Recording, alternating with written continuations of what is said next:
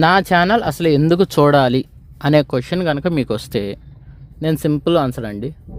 నా ఛానల్ పెట్టి మీరు చిన్నపిల్లలతో కావచ్చు, అమ్మా నాన్నతో కావచ్చు, ఫ్యామిలీ మెంబర్స్తో కావచ్చు, ఎవరితో అయినా చూడవచ్చు.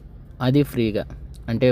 అంటే ఎక్కడ ఏ లాంగ్వేజ్ వస్తుందో, ఎక్కడ ఎవరిని కించపరుస్తారో, ఎక్కడ బ్యాడ్ వర్డ్స్ వాడుతుంటారో అని ఇలాంటి కాన్సెప్టు, ఇలాంటి ఆలోచనలు ఏమి లేకుండా చాలా ఫ్రీగా పిల్లలు నేర్చుకోవాల్సిన భాష ఉంటుంది, పిల్లలు తెలుసుకోవాల్సిన విషయాలే ఉంటాయి. పిల్లలు ఇంకా పెద్దోళ్ళకి కానీ హైదరాబాద్ గురించి అయితే మాత్రం A to Z ఎక్స్ప్లెనేషన్ ఉంటుంది.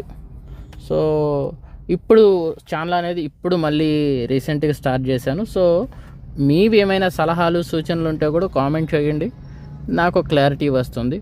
సో ఇంప్రూవ్ చేసుకోవడానికి ట్రై చేస్తాను. ఇంకొక విషయం ఏంటంటే, ఇప్పుడు మీరు ఉంటారు, అసలు నా కాన్సెప్ట్ అయితే ఇదే ఉందన్నమాట. ఇప్పుడు మీరు ఉంటారు, ఫర్ ఎగ్జాంపుల్ మీరు కూకట్పల్లిలో జాబ్ చేస్తున్నారు, మాదాపూర్ వైపు రోజు వెళ్తుంటారు, కానీ మీ పిల్లల్ని ఫ్యామిలీని రోజు అటు తీసుకెళ్ళలేకపోవచ్చు.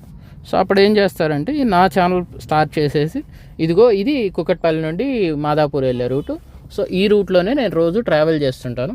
ఎప్పుడైనా టైం ఉన్నప్పుడు నెలకో 2 నెలలకో నేను ఎప్పుడైనా తీసుకెళ్తాను. అప్పుడు మళ్ళీ మీకు అని మీరు ఈ వేలో, అంటే మీరు ఎలా అంటే ఫిజికల్గా కాకున్నా కానీ అది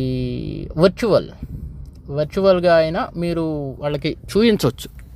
సో అనే కాన్సెప్ట్లోనే నేను ఈ ఛానల్ అనేది స్టార్ట్ చేస్తున్నాను అనమాట. సో నాదైతే ఎప్పటికీ ఒకటే మాట అండి.